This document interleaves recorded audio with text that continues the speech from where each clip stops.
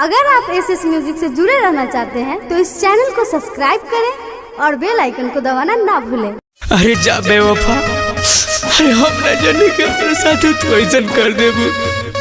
आंसू पीते हैं प्यास बुझाने के लिए।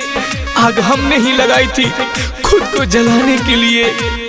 इस जन्म में तो मुमकिन नहीं है, और जन्म लेंगे आपको भुलाने के लिए।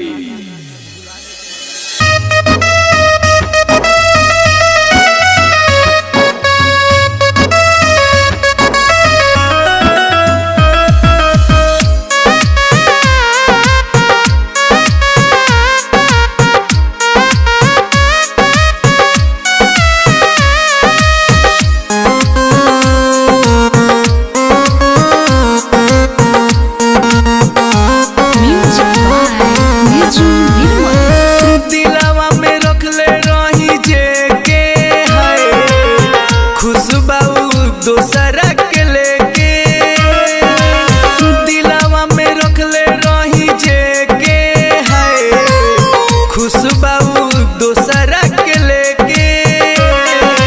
जिंदगी में अब जियल न जाला, मिलल जखम बदनाम के। जाने हो गईली दोसरा के नाम के, स्टेटस लगाई कौन काम के। जाने हो दोसरा के नाम के, स्टेटस लगाई कौन काम के। दिलावा में रख ले रही जे के है खुशबू दोसरा के लेके।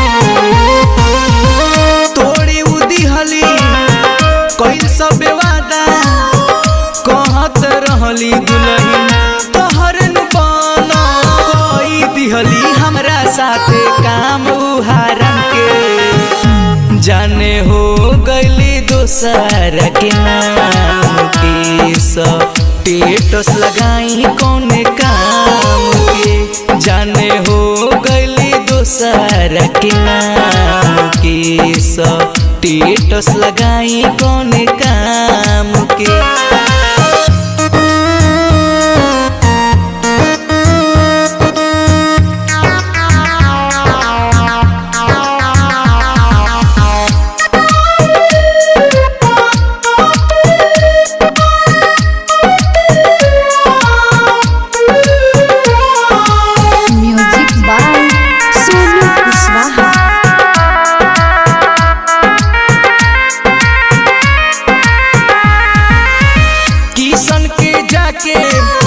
हाथे उधैली और सुपहाया सीख के बदनाम कैली।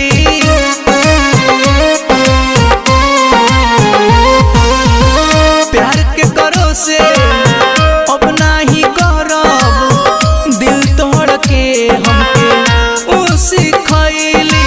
उनके याद में रोइले हम सुबह और शाम के। जाने हो गईली दोसरा के नाम के, स्टेटस लगाई कौन काम के। जाने हो गईली दोसरा के नाम के, स्टेटस लगाई कौन काम के।